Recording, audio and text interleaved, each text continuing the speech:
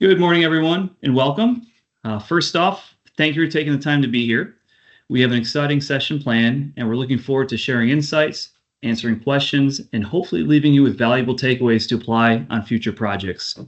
With that being said, let's go ahead and get started. Before I introduce our speakers, just a few details worth noting about Atlas Tube. Atlas Tube is a division of Zekelman Industries, and we can trace our roots back to 1877. Atlas Tube produces structural steel, squares, rects, rounds, and also piling. With a dedication to customer service and leading edge technology, we have grown to become the largest consumer of hot roll coils in North America.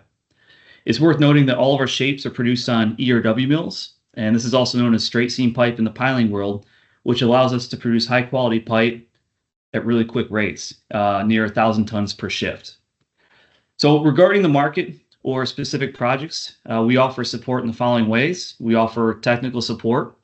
We have a team of engineers dedicated to offer support, and we also have online tools to assist with design. In regards to projects, we offer project-specific rollings, as well as we can custom the links, we can custom the gauges, and we can support on the value-added side as well. In addition, we can deliver by truck, rail, or barge, and if you'd like to learn more about Atlas or our offerings and services, please feel free to drop us a line, and we can always set up a lunch and learn for your particular office. So as we get started here, if you have any questions, feel free to type them in to the meeting chat, and we'll go ahead and address it during the presentation or at the end of the webinar. Also want to note PDHs, those will be emailed to you guys after the conclusion of the webinar. So without further ado, it's my pleasure to introduce our guest speakers, Jordan Romero and Brent Guthrie. Jordan is a project manager for Cajun Industries in their Deep Foundations unit. He is a graduate of LSU and brings nearly a decade of experience spearheading high-profile and challenging projects. Brent is a project director for Cajun Industries, also in their Deep Foundations unit. He's also a graduate of LSU and has 2 decades of experience spearheading all types of deep foundation projects. So both bring a tremendous amount of experience, not only with driven pile projects, but also sheet pile shoring, coffer dams, retaining wall systems, drill displacement piles, helical piles. And moving forward, the title of today's presentation is Driving Excellent and Cajun Industries Driving Pile Mega Project. So at this point, Jordan, Brent, I'll turn it over to you guys. Yeah, thank you, Doug. We appreciate the opportunity to present such a unique project in terms of Cajun's execution throughout the years to the group. And obviously with our partnership with Atlas Tube, this project wouldn't be as successful as it is today without your support and all your services offered. So thank you for that. All right, so we are going to be presenting the PLNG driven pile mega project, and this project is located south of New Orleans, Louisiana.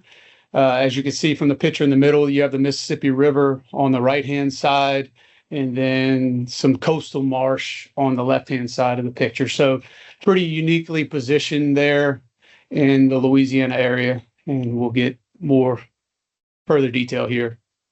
So just a little bit of outline of who Cajun is. So we're going to talk about who we are, what terms of construction, realms of construction we operate in, a little bit about the project. We'll have some highlights and some innovative solutions that were given and worked throughout that project, and then ultimately what were our keys to success. So a little bit about Cajun. We were founded in 1973 by Lane Grigsby. We are now in our 2nd generation of ownership. We are still privately held. We have offices in Baton Rouge, Port Allen, Louisiana, and then also in LaPorte, Texas, which is in the Houston region. Right now, we currently employ roughly around 3,000 employees with revenues close to $1 billion, and we're licensed or permitted to work pretty much throughout the North American continent. All right, so some core competencies for us. So obviously today's presentation is in regards to deep foundations. We offer multiple different pile types and solutions that can be seen there on the screens, but we also wanted to highlight our other disciplines that we execute, from civil, concrete, demolition, site work, alongside of our engineering team, We do marine construction all up and down the Mississippi River corridor and along the coastal regions from Texas to Alabama. We also perform some mechanical works in most of the industrial facilities that we work in. And then we also have fabrication and module facilities in Louisiana that can support your project. All right. So as Brent said, we're going to go ahead and touch on a little bit of the project job site overview, and then we'll get into a few of the 15 different piling scopes that we hit on this project. So just for a reference, this is a standard American football field. Then as you look at the overall footprint of the job site, the football field is right there in the middle. Total job site footprint was 632 acres, equivalent to about 478 football fields. There is a 3.1 mile storm surge sheet pile wall. There's over 1 mile of deep water frontage for up to 3 ships to dock at a time, loading out LNG. And once completion, this facility will be able to export a capacity of over 20 million metric tons of LNG per year. Project location. Project was in Port Sulphur, Louisiana, about 25 miles south of New Orleans, and about 50 miles north of Venice, Louisiana, for anyone that may do a little offshore fishing. Something important to note, there's only one highway coming from Interstate 10 down to the job site, so only one access point for many different scopes and contractors to get in the job site. Drilling down into our piling disciplines, we installed pipe piles up to 24-inch in diameter, 140-foot long single piece. We put in 2 flood walls for the ETW sheet pile flood walls that were design build. And then we also put in 41 cofferdams around the 632 acre site, design build, working with engineers and the client for temporary retaining structures. As you can see, they're quite spread out. So tracking cranes around the job site, scheduling logistics with other contractors as they built the plant up, anchor bolting up as we're putting these sheet piles in. So it was very challenging, but ultimately rewarding. Overall totals, so we had 15 different scopes starting in March of 2022 and wrapping up around August of 2024. At peak, we had 32 cranes with 6 pre-drill rigs. We had over 250 employees with a total man hours of 575,000. In total, we installed over 18,300 piles, equivalent to about 312 million pounds of pile. Another fun fact, I think it was a little over 60 something miles of pipe, which is equivalent to going to outer space and back. I guess outer space being just that edge of that atmosphere. Yeah.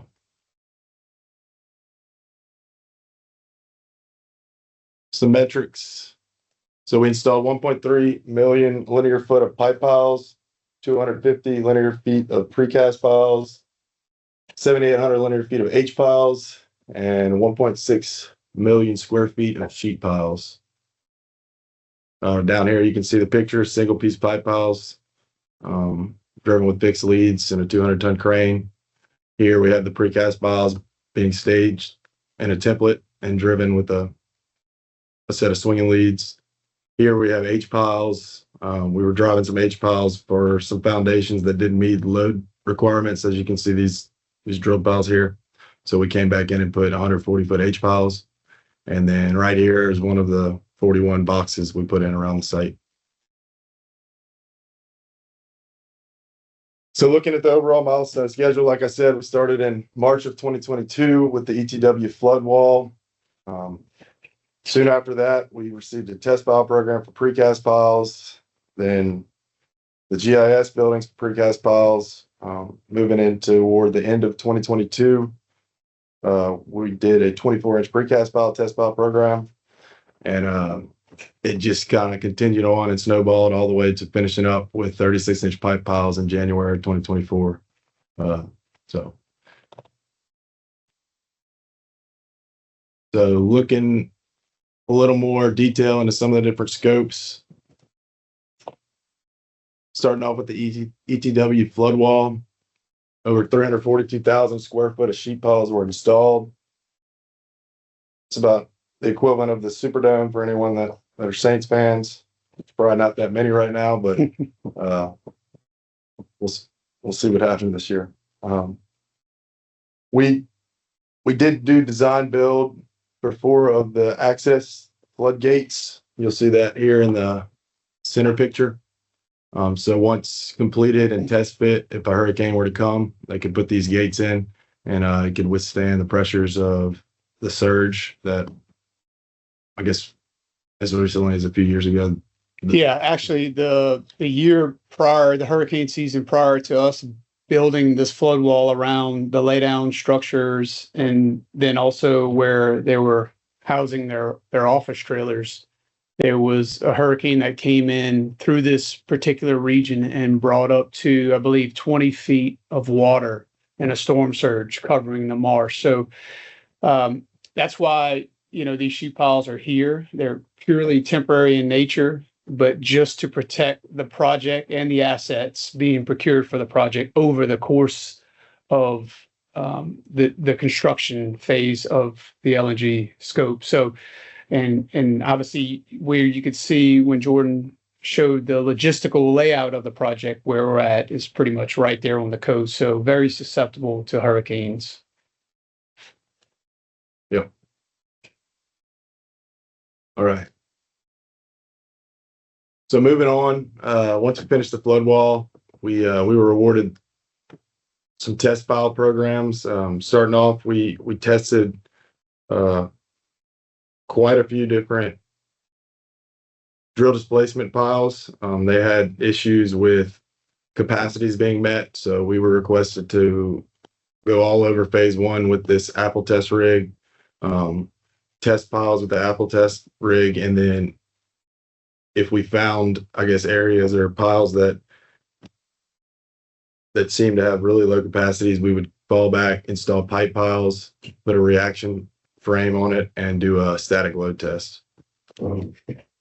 Yeah, so this picture here, obviously the one to the left is the GRO Apple test, where it's basically we're dynamically testing a drilled pile. And then on the right-hand side, you see the picture of us setting up a static load test frame for the pipe piles. And so this project separated into 2 particular phases. And Jordan mentioned earlier that phase 1 was mostly drilled piles.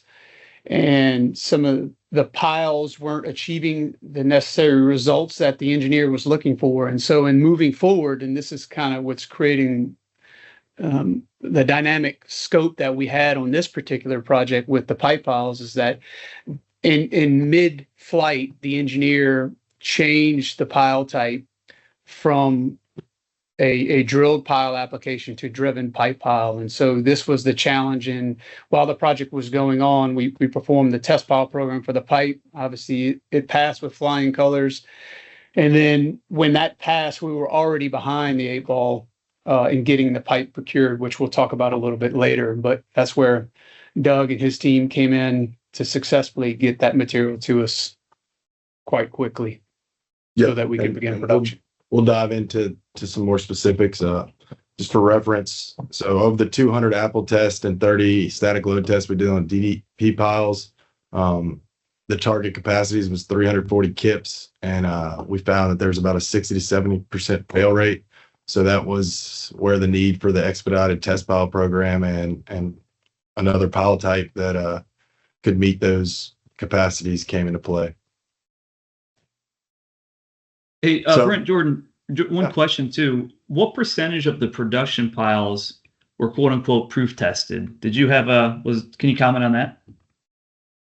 Specifically, there was drill multiple. displacement? Yes. So we tested over 200 Apple tests. I think there was probably 18,000 at this point, 18,000 DDP piles, and as well as the contractor that was installing those piles was also they were doing testing as well. So it was a group effort, day in, day out, working with GRL and KZJB and VG to get data back. And that's ultimately. But I think it was a small sample size, Doug, to answer your Gotcha. question. That was a question from the group. Thank you. Not a problem. All right, so diving into the pipe pile and H pile test pile program.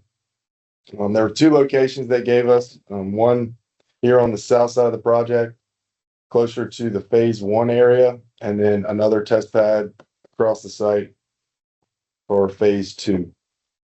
We did a total of 32 test piles with 40 static load tests.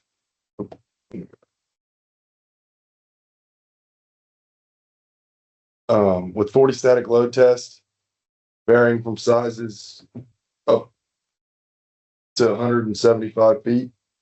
We did 24 compression piles, 8 tension piles, 8 lateral piles, PDA test during the initial drive, a 20-minute restrike, a 24-hour restrike, and a post-static load test restrike. We were able to get, I think we had 4 or 5 sets of test beams, and we at peak were able to test 4 to 6. We were doing 4 to 6 static load tests a day. So big testament to the team working with other contractors and subcontractors to plan this in a short amount of time.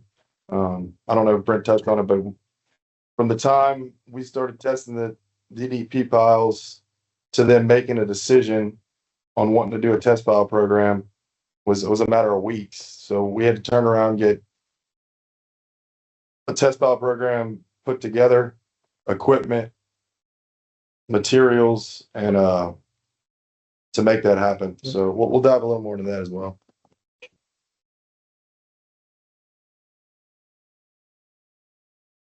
So looking here, the overall soils on this project was a soft clay all the way to about a little over 110 feet.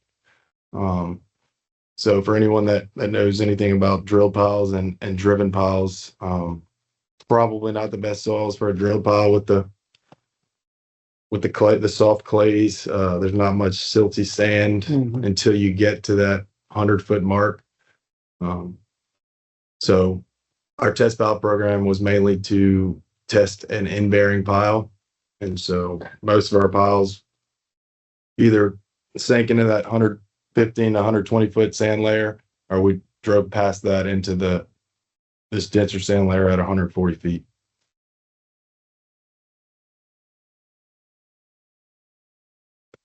All right, so a little bit about the execution. Geotechnically, we're trying to penetrate beyond the dense sand layer 100 to 130 feet deep to yield some higher in-bearing capacities.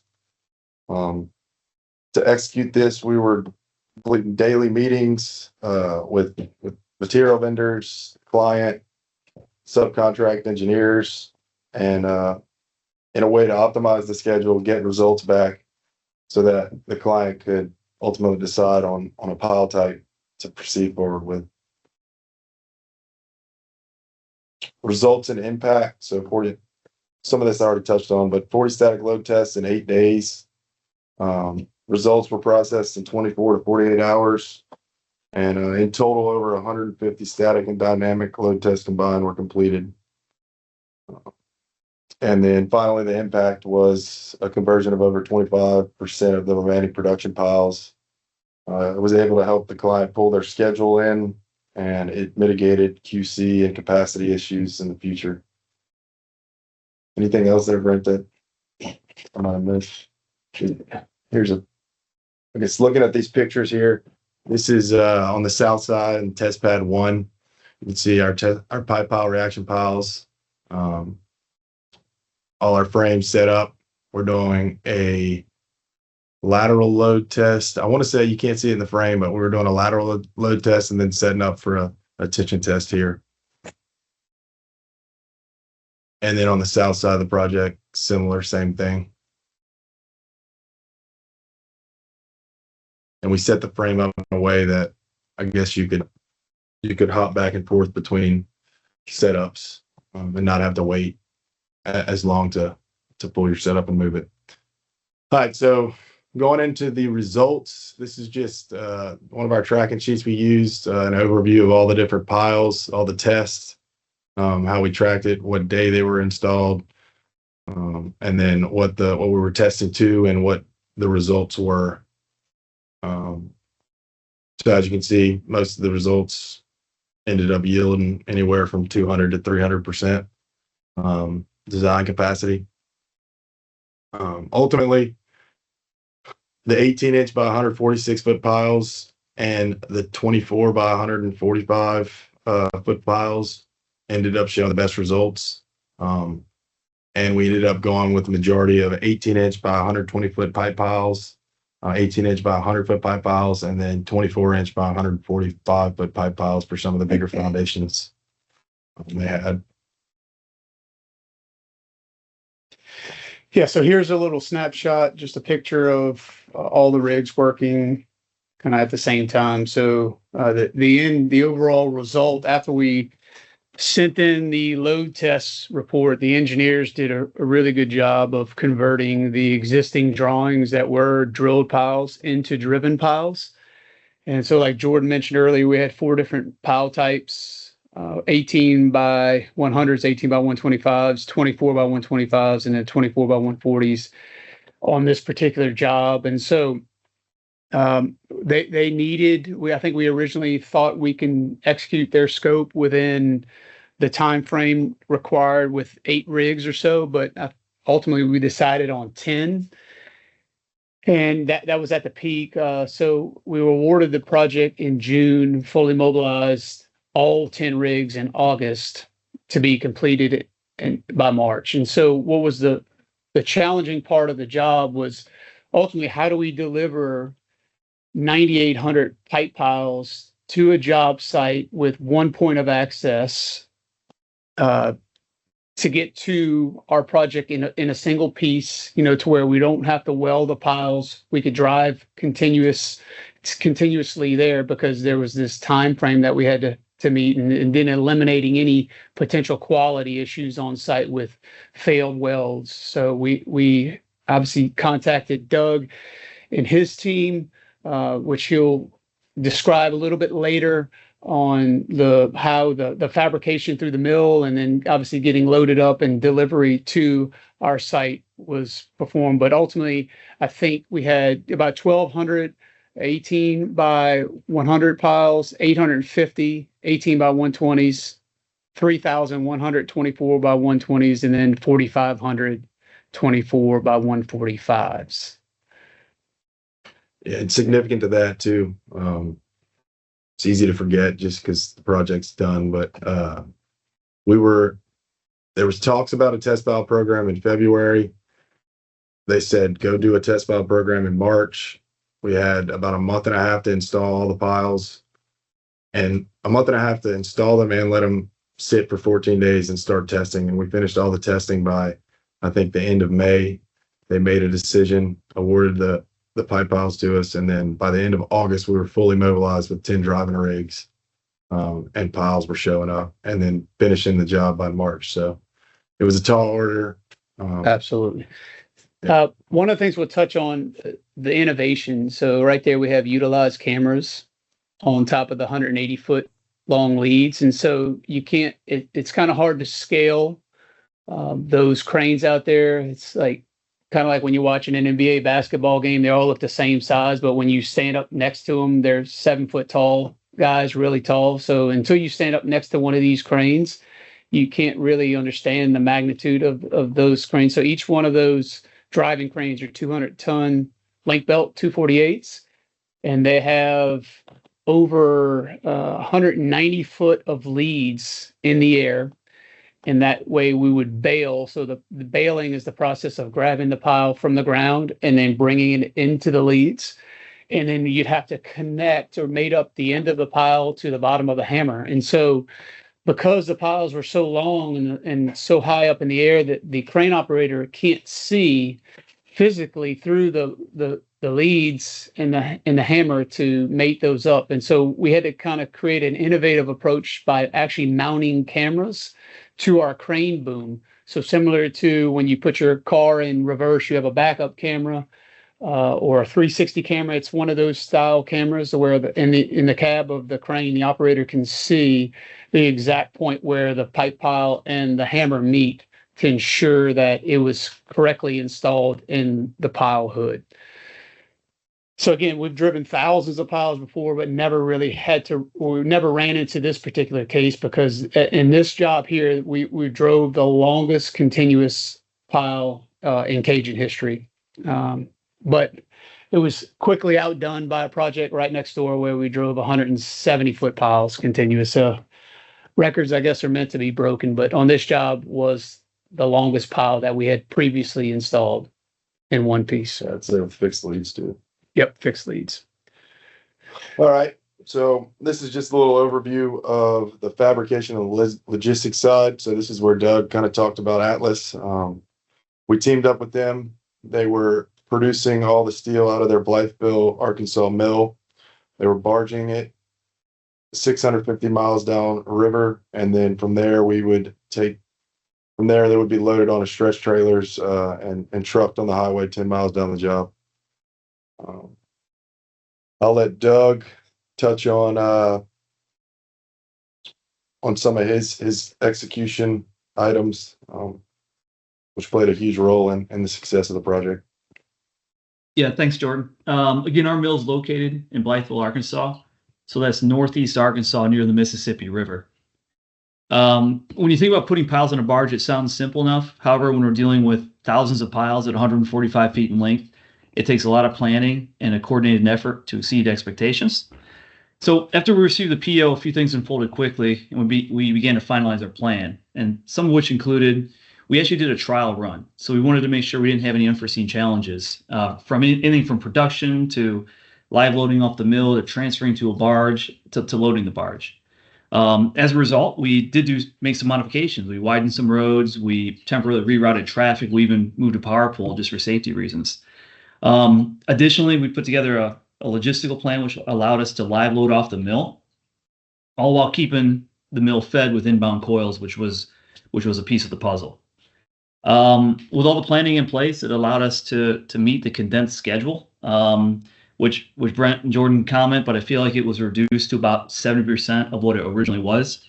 So we were able to do our best to absorb that schedule and fit it in with the new plan. So a few of the results is, after getting the notice to proceed, we moved quickly to get a jump start on getting the initial piles rolled, loaded, and on the way to the job site. We had weekly calls with the team to update on status and support sequence delivery. So keep in mind, everything on the job site changes, so we're always making changes on the fly. So we actually hit a pace where we were loading anywhere from 1 to 3 barges a day, and that equates to producing a 145-foot pile about every 3 minutes. So we're cruising right along there in terms of production. And we're able to manage this entire project while maintaining our regular day in and day out business. So it was a really good plan that was put in place. I'll say we had a little luck along the way too, because the river did get relatively low at times, but it never halted barges. So we'll take a little bit of luck on a job like that. But the key is we had great partners along the way at every step in the process. So, thank you. On that note, Jordan, Brent, I'll turn it back to you guys. Yeah, and so again, Doug, I think you said it well that this is a construction project and there were challenges to be faced, right? We had a P6 schedule that showed the progression of our work, and kind of one of the wrenches that got thrown into the mix is that initially we thought we were going to come out of the gate with the 120-foot piles, and then it come to find out we needed the 145s a little bit sooner. And so that's a process that Doug has to change in the mill to make sure that product is there and then being produced, being put on a barge, because I believe there was like an 10-day push, right? So you're having to plan approximately 2 business weeks ahead to ensure that the product arrived to the job site. when you needed it. And so I think at our peak with 10 rigs going on, we drove, I think 190 piles in one day at our peak. And so it was a massive feat on our behalf. And so when to feed, that monster per se, we had to keep a pretty good supply chain going on. And so Atlas did an excellent job. As you can see, the pictures of the barge loaded on the right, and then on the left-hand side is at our lay down yard or a loading yard to where we loaded it on the stretch trailers. And so, Jordan, if you go to that next slide, this is, I actually took this video. It's when I was on site and I said, man, somebody has to get a true scale of how long this pile is. So I just stood in one place while this truck drove past me. And you can see the magnitude of,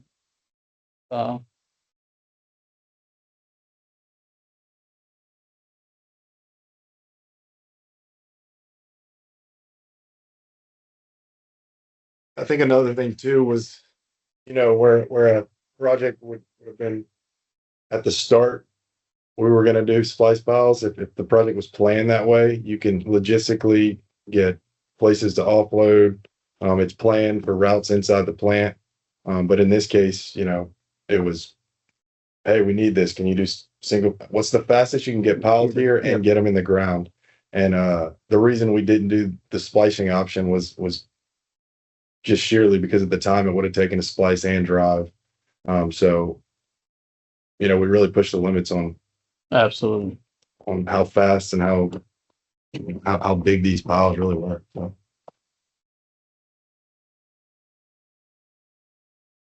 All right, so here's another picture, just showing you just how much tail swing was coming off of the trailers and just the trailers themselves. It allowed us to position the different pile lengths on these trailers because there's no axle running, I guess, from the truck to the trailer. So it allows, so there's a turntable on the top of this back, I guess, trailer here. So it allowed the pile to swivel as the truck turned. I guess, yeah, that's the way it turns with the truck, basically.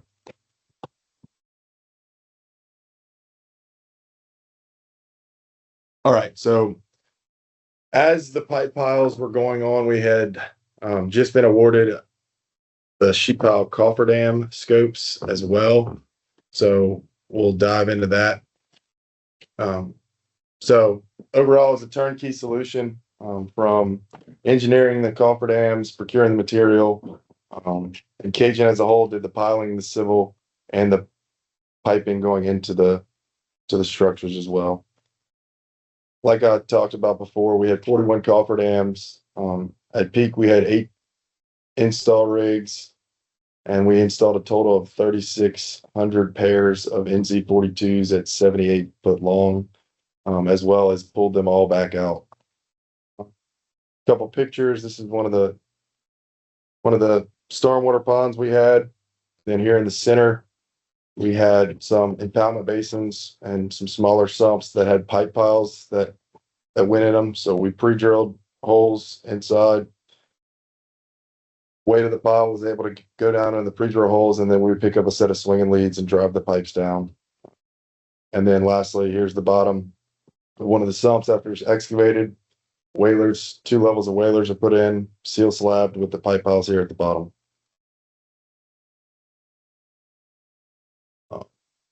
Another sump that we were awarded, I guess it ended up being 4 different pits, but these steam condensate pits in phase 1. It was not recognized that sheet piles were needed for these foundations and pits until after all the stuff around it was already put in.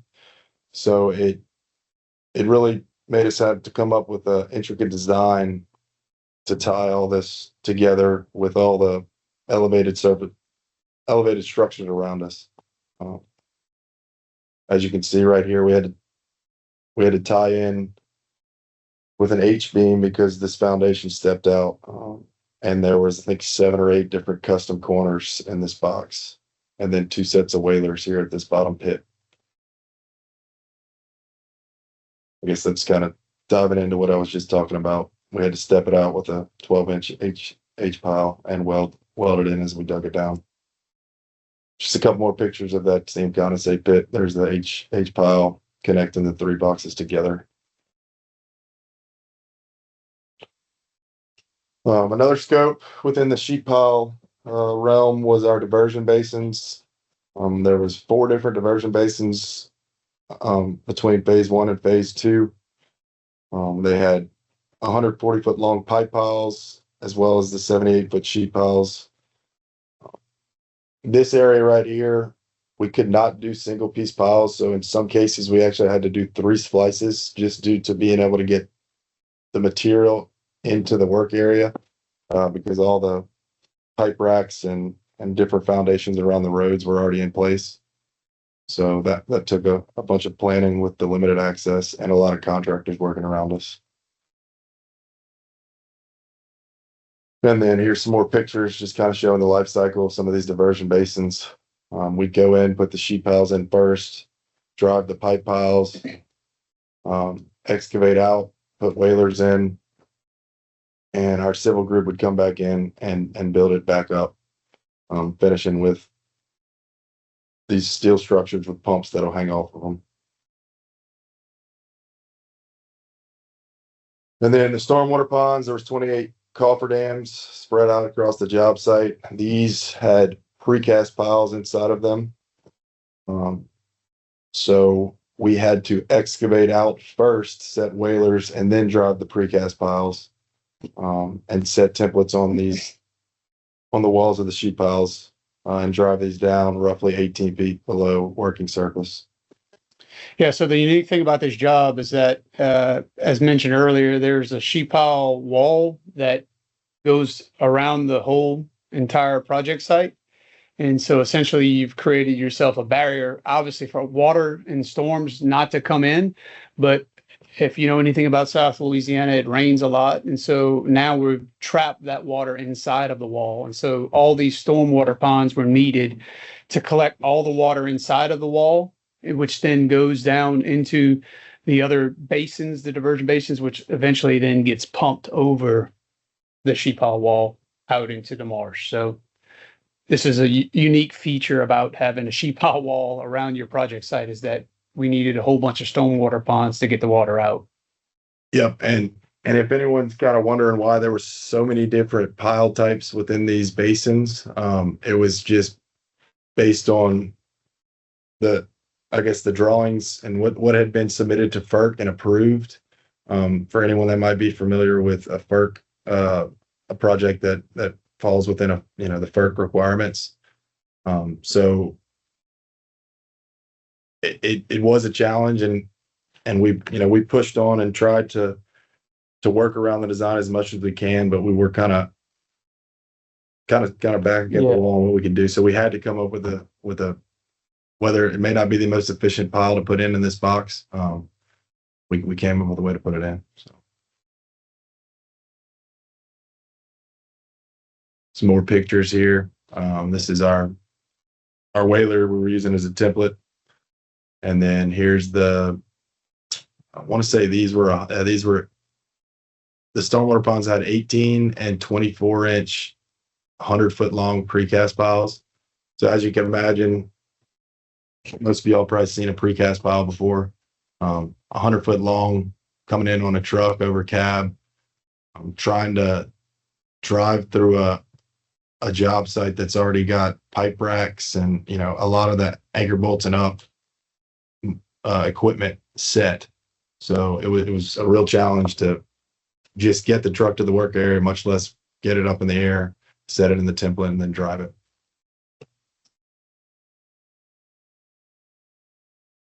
And then lastly, we moved back to some pipe pile scope.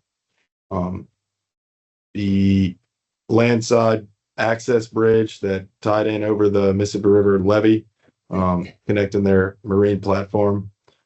These piles tied that roadway into that access back behind here. The piles were 36-inch long, ranging 36 inches in diameter. Has a typo there. and up to 170 foot long. We did splice these piles. These were 1 inch wall, 36 inch by 1 inch wall. So to splice these, you were looking at 4 to 6 hours with 2 welders burning around the pipe.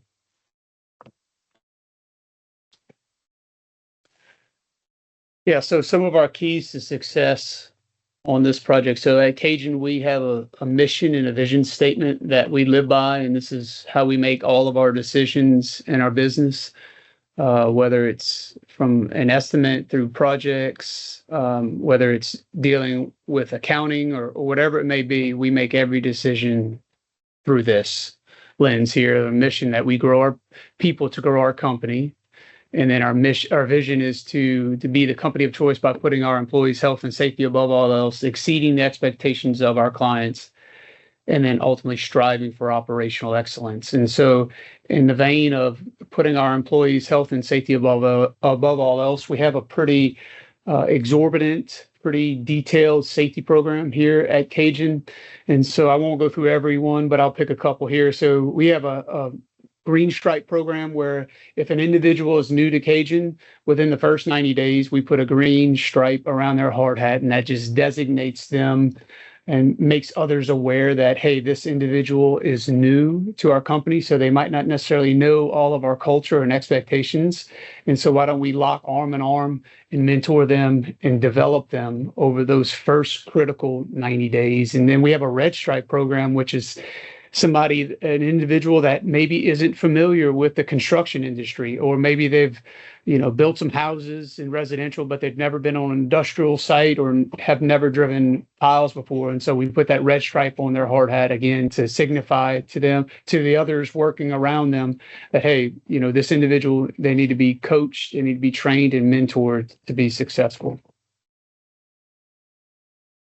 We've implemented a safety banner contest. So this was a real creative way to get our crew members involved with safety. So we had safety milestone lunches throughout the course of the project. And so what we would do is that we would pick a certain theme for that month, and then we would throw out the option or the ability for our crews to kind of come up with some creative slogans and drawings that could be put then voted on amongst a panel.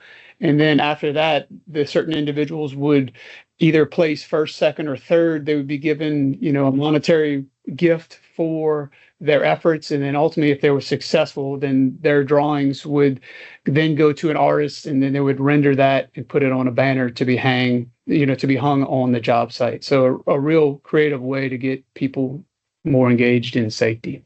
Yeah, a lot of their kids got involved too. So it kind of brought the family into it. So yep. It's good. So the next is just a picture of what a job site safety meeting would look like in the morning. You can see the sun rising up in the background, getting ready to get started for the day. And then the picture on the right is just one of our milestone lunches in the tent. Again, another creative way, since you got 10 driving rigs out there for the pipe piles, it was an awesome opportunity for us to implement a crew of the week. And so based on some very specific criteria, we would analyze and evaluate the crews every week, and then they would be graded based on, how well did they perform, how was their JHAs or their pre-task for that particular week, how were they, as involved with recognizing hazards or eliminating hazards. And then in true wrestling style, we created this Cajun belt that was given to the crew for them to have that whole week. And they would get up and sign the board behind them with our mission and vision statement on it. And they would have a little flag that would be by their crane all week long. So it's just a real healthy way to create a kind of a competitive spirit, just to keep up in the ante in our culture and our safety out there on that job site. Which then a couple ways where we ultimately lived out our vision and mission. So in terms of meeting the expectations of our clients, Doug alluded to this earlier, and even upstream and down, right? Constant and clear lines of communication, getting us involved early, for the planning phases. We got Doug and his team involved even before you received the PO for that scope, just to see, hey, how can we execute this work? And then understanding the big picture, right? So for this client, obviously time was money. They were racing against the clock. They had some future contracts sold, and so this plant had to get operational fairly quick. And so we had to align across all of the different pile disciplines on what was priority and what needed to be done first to ultimately let them achieve their goal. Striving for operational excellence. So Jordan alluded to this with our design and constructability, not only design from the test pile program, but design through the sheet pile and the cofferdam scopes, just to make sure that we were taking up the least amount of room in that congested area as possible, but ultimately executing the work timely. Also using a lot of lessons learned, some valuable lessons learned that were on that particular project or even predated that project, and implementing them there. We had some value engineering approaches that were given, working with the project team, not only the engineer, but the builders, to make sure that we had the biggest bang for our buck in cost and schedule. And then putting our employees' health and safety above all else. Our safety culture here at Cajun is of utmost importance. If we can't do it safe, then obviously we won't do it at all. And our employee morale is obviously a big indicator on the performance of safety out there in the field. And so if our employees are coming to work grumpy and complaining about the conditions or maybe about the lack of support, then we can't expect a great effort or a safe effort to be put out in the field. So really paying attention to our employees' morale, rewarding them for recognizing certain risks or hazards, promoting our stop work authority. So if we see something that maybe isn't right, dogging things off and addressing them and moving forward, listening and addressing to the issues that came out into the field. And then we needed to be poised to stand up to the client, whatever their requests, right, may jeopardize our company's core beliefs. And so that came into the picture a couple times, obviously, because they were so time sensitive in getting the project done. They wanted to push a lot. And so there were some opportunities for us to kind of call a stop work there and refocus the team so that we could execute this project not only on time, but safely, so that we can bring our people back home the way they came. So with that being said, our final slide is just for any questions. I don't know, Doug or Amanda, if you have any list of questions that we need to address. Yeah, I have a couple, no particular order. Question one, did you guys experience any significant weather delays? There were some rain events, but I will say it was pretty good weather that summer. It was one of the driest summers in recent memory, actually, Doug. So thankfully, that helped us produce in the way that we needed to. If you read anything about the wettest states in the country, Louisiana is ranked at the top. And especially in that region with a lot of the storms coming off of the Gulf into that particular area. But I think we were spared. I remember we were actually probably asking for rain because it was a little dusty and a little dry. And no hurricanes. Well, again, a little luck is good, right? Yeah. Second question, how did you ship 145-foot piles? So I can go ahead and field that one. We just rolled right off the mill 145-foot piles. And how do we ship them? Well, we live loaded them off the mill. We can use our private roads to get to a barge loading area, and we put them on the barge and let them go down the river. So let's see here. We're going to question number 3. This one's for you guys. Have you guys used machine controls, and did they allow you to pre-drill at all? Yeah, so I'll address the pre-drill question, and then Jordan can answer the machine control. So yes, we did try to pre-drill. So this site, imagine a marsh. If anybody's walked in the marsh, you'll sink to your waist real fast, and you'll realize how soft that material is. So they went and did cement soil stabilization prior to the construction operations happening there. And so they actually stabilized, I believe, up to 8 feet down from native soil elevation. And so what that did was that it it hurt maybe a little bit of the initial pile installation because that soil was so hard.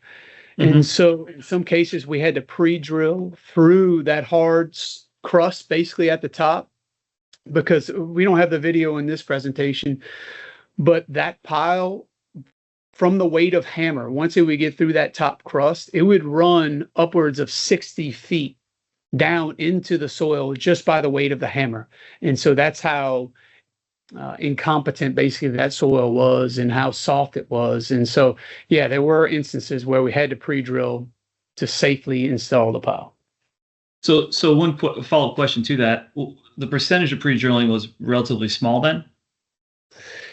It was. So there were some constructability items that we worked out on that job. So sometimes we found out in certain areas pre-drilling was successful and in other areas it wasn't. And so I would say across the board, we did more pre-drilling than not. And so if you could imagine like a runaway freight train, we're trying to knock this pile in through this hard crust.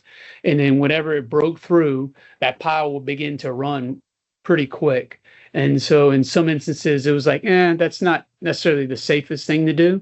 And so then we began to pre-drill with some rigs so that we can get through that crust a little bit more controlled light.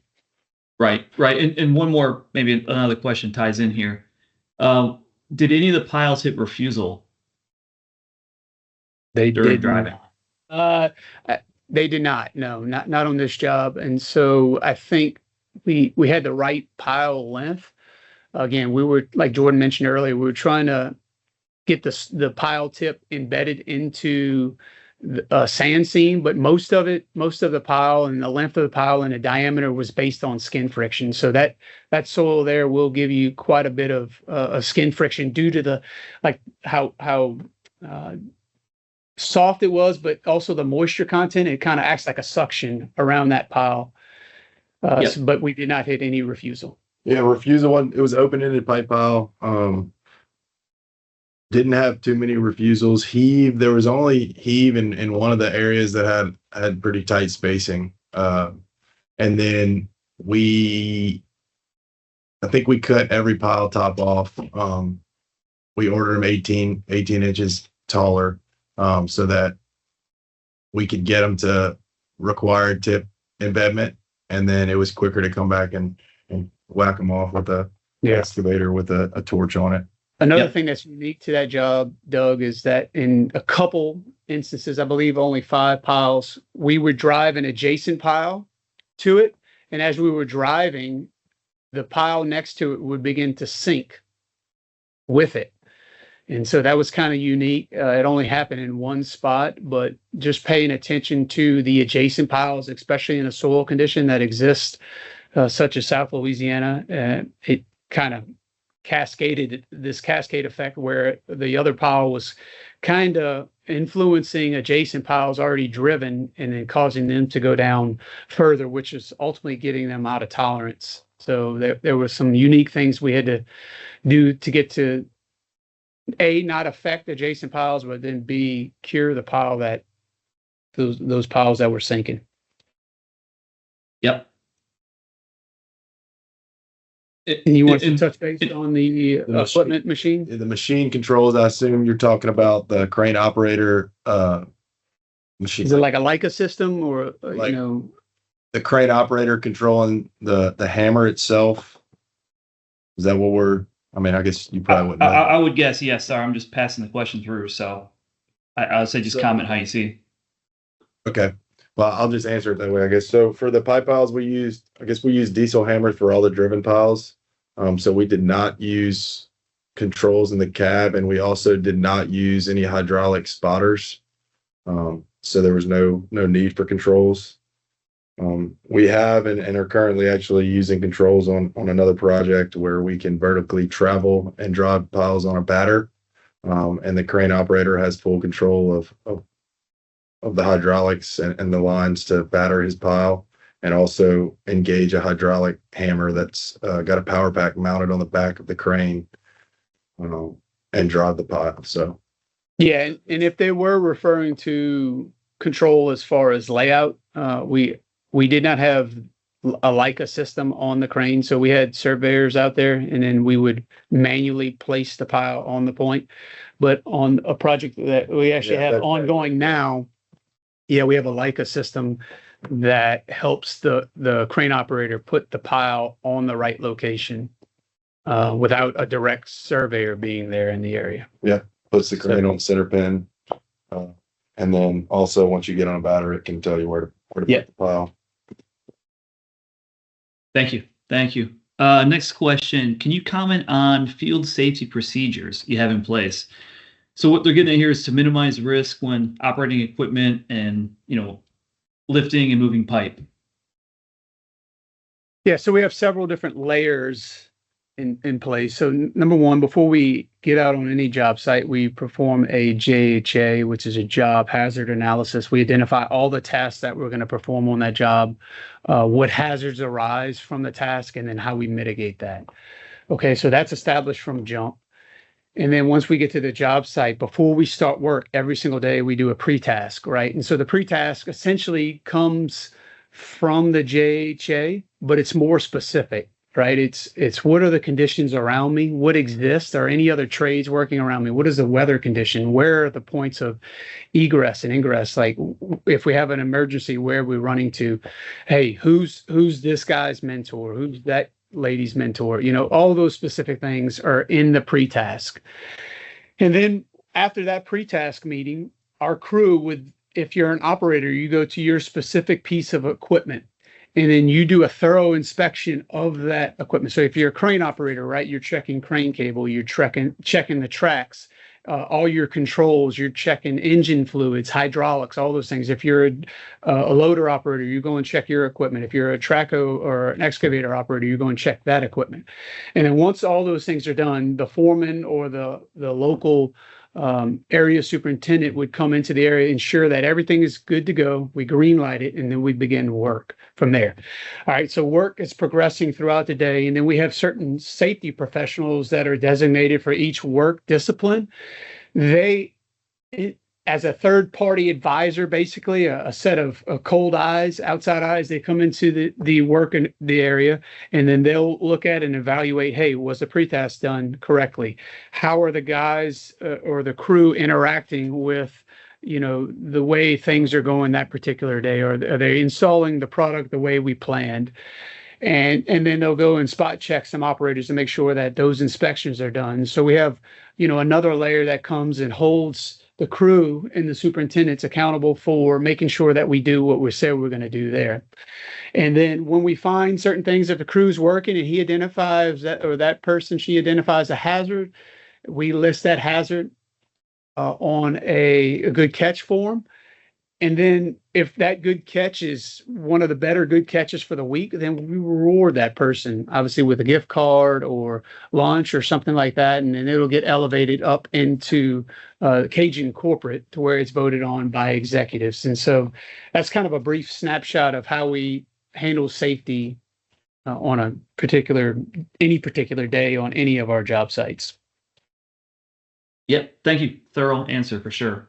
We have 3 more quick questions and we'll wrap up here. Did you use taglines to prevent total runaway? Yes. Again, kind of part of our JHA and our pre-task planning is that whenever we're lofting or bailing a pile up into the air or a sheet pile, taglines are used. Now, where taglines are not used is obviously when the pile we are it's above head height and it's getting to where it can't really affect anything outside of swinging because again, one person holding a couple 1,000-pound pile is not going to stop it. And so mainly taglines are used for control in controllable situations, right? When the piles are low and we're bailing them up to keep them from swinging into a crane or a traco or a person. Yes, taglines are implemented on all products that we install. Great. Thank you. Can you talk about what measures have been taken to prevent corrosion of the pipe piles? Yeah. Yeah. Go ahead. So The corrosion life requirements for the project, I believe, were based on a 30-year shelf life on the material.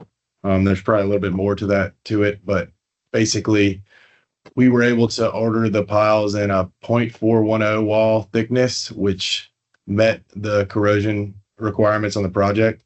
So with this large of a project, instead of going with a 0.50 wall, we were able to reduce that a little bit.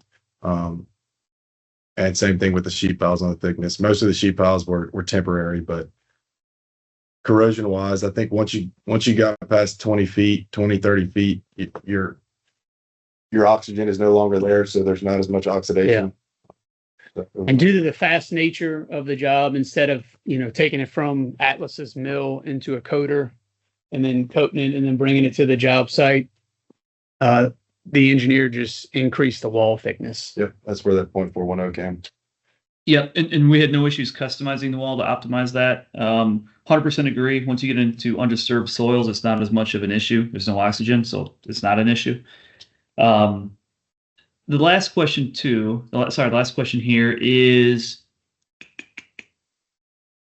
and I'm not sure if you guys can comment on this, but what was the mode failure of the Argocast piles? Do you know if it was skin friction or was it more structurally related?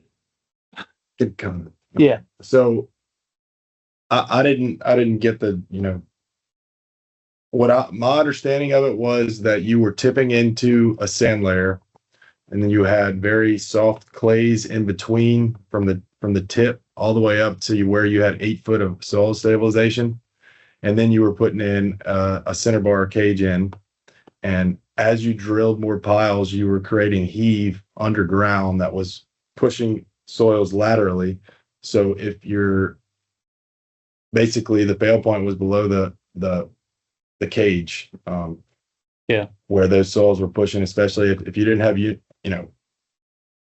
a good drilled pile, and your center bar was in the right place, or you had concrete issues. I mean, there's a lot of things that could have gone into it, but that was my understanding, is that you were locked at the top and you were locked at the bottom, and then you were drilling and 17,000 piles in a small area, and then also a sheet pile wall around the whole plant. So